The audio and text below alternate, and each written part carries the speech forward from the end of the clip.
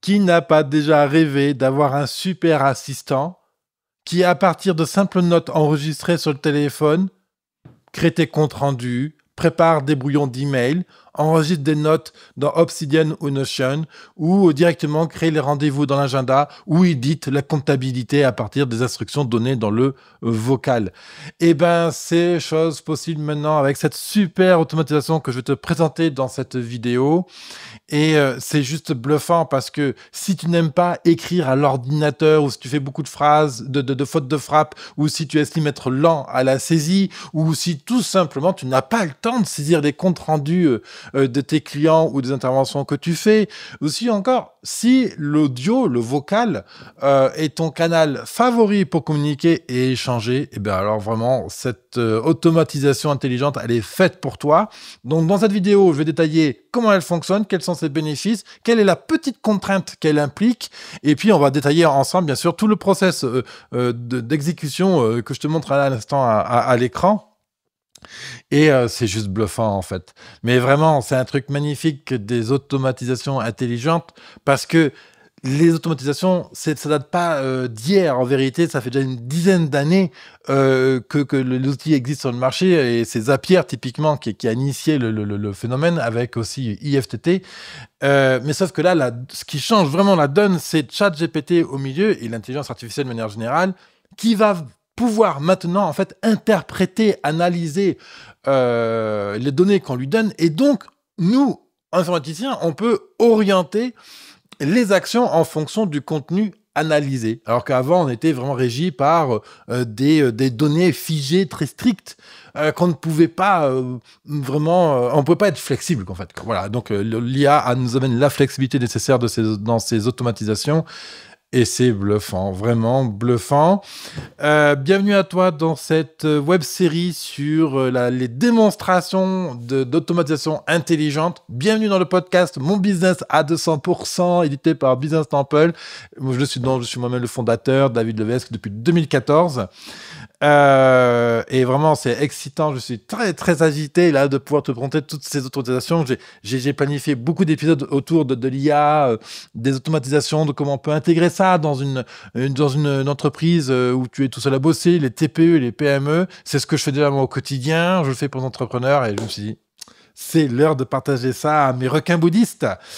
Notamment à travers cette étude de cas complète que tu peux télécharger en ligne, qui est voilà, comment les solopreneurs, professions libérales, TPE et PME peuvent économiser au minimum 10 heures de travail par semaine et par collaborateur. Dans cette étude de cas, j'évoque comment tu peux économiser jusqu'à 920 heures de travail par an, sur une base de semaines de 38 heures. Donc, étude de cas et démonstration, les bonnes questions à se poser, ce que sont et ne sont pas les automatisations intelligentes, les pièges à éviter, et bien sûr, comment t'y prendre pour les intégrer le plus facilement possible dans ton business, même si tu n'es pas quelqu'un de très technologie, très informatisé, etc. Même si pour toi, l'informatique, c'est quelque chose de très distant, t'inquiète, on peut vraiment faire quelque chose pour toi. Et ce guide est disponible gratuitement en téléchargement. C'est un cours, en fait. Hein. Qu'est-ce que je veux dire ? Et le lien est accessible dans la description de cet épisode. Voilà. Donc, cette automatisation, en bref, elle transforme une note audio qui enregistrait son téléphone en quelque chose qui est pertinent pour toi. Typiquement, comme je disais tout à l'heure, de simplement prendre une note. C'est-à-dire que tu as une idée, quelque chose qui te semble pertinent pour ton business, tu enregistres ton idée sur ce fichier audio et derrière, c'est automatiquement inscrit dans ton outil de prise de notes. Alors moi, j'utilise beaucoup Obsidian, mais ça marche pour n'importe quel outil de prise de notes tant qu'il est connecté à Internet. Et typiquement, beaucoup vont utiliser Notion. Les bénéfices, c'est très simple. C'est-à-dire que là, le temps de travail, c'est juste le temps d'exécution, le temps nécessaire pour enregistrer cet audio-là. Après, le process fait le reste. Les bénéfices, c'est aussi qu'on a une saisie sans faute d'orthographe ni de grammaire, puisque l'intelligence va pouvoir le corriger. On a un petit bémol là-dessus, c'est que parfois, l'outil de transcription donc, que j'utilise, Whisper, se pomme un peu dans la transcription et bon, j'ai encore quelques petits taux d'erreur, mais ça reste très, très faible. Et bien sûr, c'est étroitement lié à la qualité de l'audio, c'est-à-dire s'il y a beaucoup de bruit ambiant ou pas, et aussi bien à la qualité de ton articulation. Ça, clairement, c'est un facteur déterminant. Et l'intérêt, c'est qu'on peut enregistrer des audios n'importe où, n'importe quand, à n'importe quelle heure.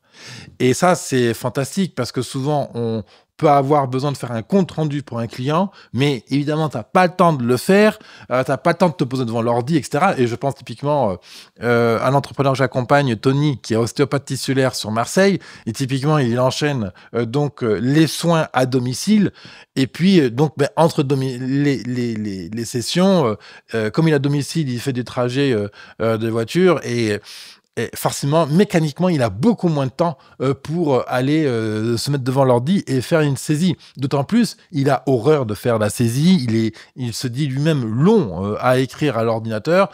Donc là, l'audio, c'est parfait. Et en plus, Tony est quelqu'un qui est très à l'aise avec l'audio. Il enregistre très bien sa voix. D'ailleurs, souvent, il dicte beaucoup plus souvent à l'ordi qu'il ne tape.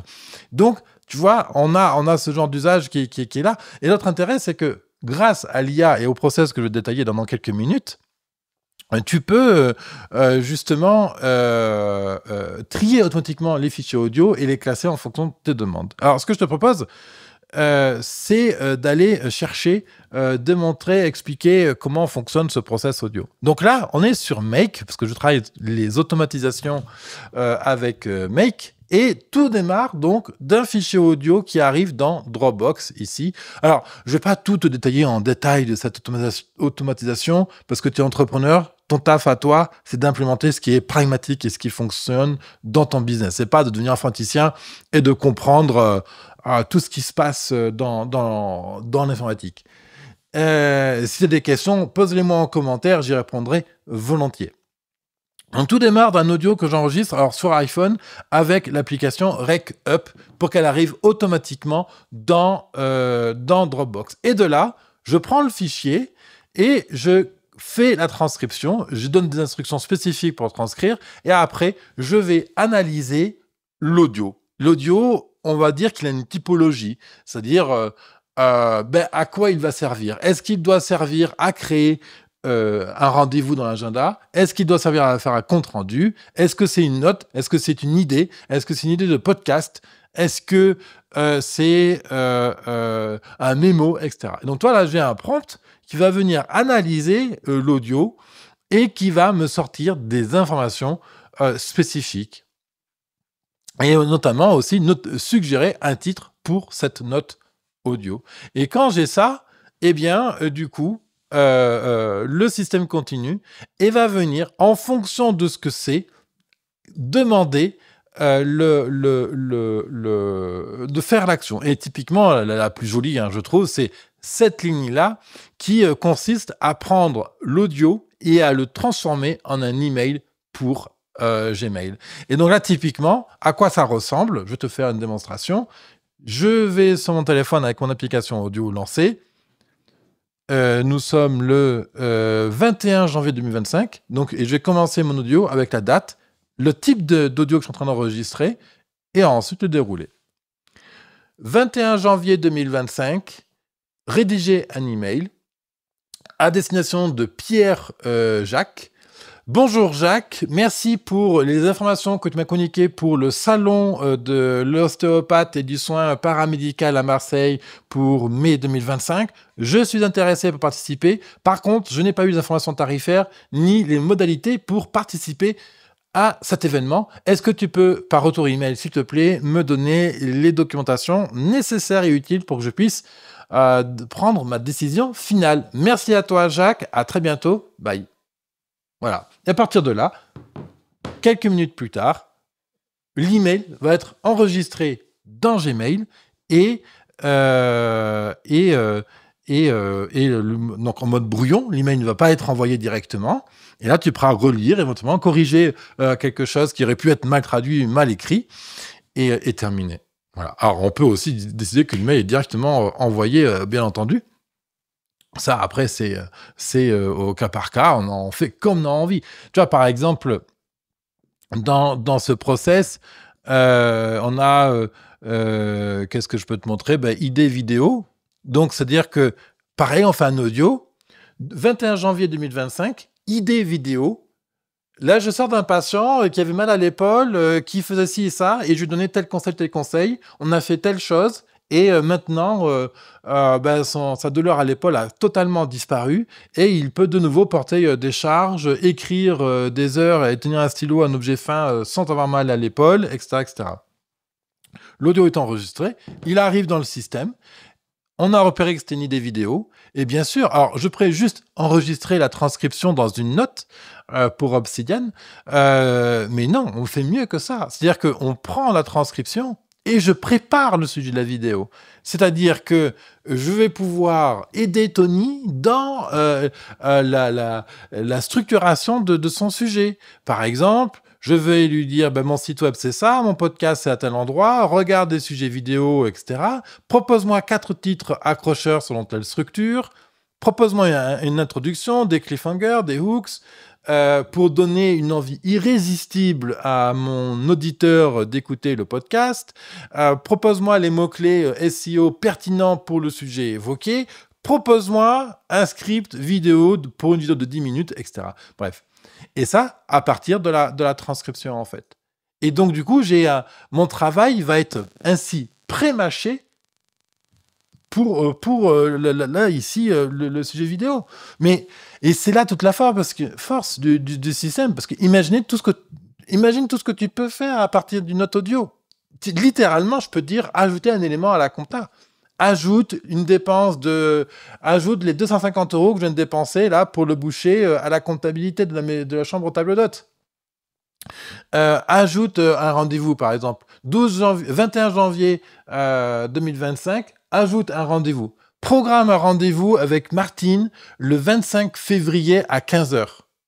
Voilà. Et puis le système va créer un rendez-vous le 25 janvier. Voilà. Tout simplement. Et alors, ça peut sembler comme ça, peut-être abusé. Oui, t'as le temps d'aller sur l'agenda de la compagnie. Mais par exemple, t'es en train de conduire. Tu viens d'avoir un appel avec quelqu'un. 21 janvier 2025, compte rendu d'un échange avec le client XYZ. Le client XYZ me demandait machin, il a passé un coup de fil, j'ai discuté 15 minutes avec lui, et du coup, il me demande machin, je vais proposer tel conseil, peut-être d'aborder la solution comme ça, et là, t'es en voiture, t'es en train de conduire, t'as enregistré un audio, en plus c'est une voiture moderne, maintenant on peut enclencher des applications depuis le volant. T'imagines le potentiel du truc, quoi. C'est juste énorme. Voilà pour cette automatisation, comment transformer des notes audio en notes concrètes, effectives et utiles dans ton entreprise. Je te rappelle que tu peux accéder à l'étude de cas, démonstration complète destinée aux solopreneurs, professions libérales, TPE et PME, comment tu peux économiser au minimum 10 heures par semaine par collaborateur. Et on se retrouve dans cet endroit-là. Et bien sûr, dans des prochains épisodes autour des automatisations intelligentes et de l'IA. Merci à toi. Bye bye.